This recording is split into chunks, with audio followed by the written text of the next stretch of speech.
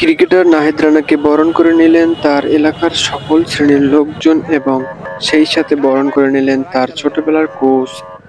সেখানে তিনি রাজশাহী একাডেমিতে প্র্যাকটিস করতেন, যার হাত ধরেই নাহিদ রানা উঠে আসছেন আজ বিশ্ব মঞ্চে।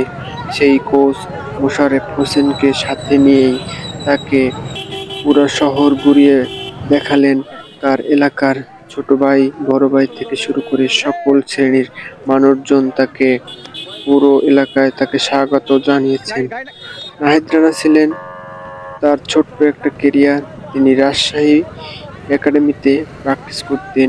2020 সাল থেকে তিনি প্র্যাকটিস শুরু করেন। তার এই কোচের হাত ধরেই তার এত দূরে পথ চলা। তার জন্ম 2002 সালে, আর তিনি এসএসসি পরীক্ষার পরপরই তিনি সেই একাডেমিতে ভর্তি হন এবং প্র্যাকটিস করেন। তার উচ্চ গতির কারণে তিনি আজ সফল হয়েছেন।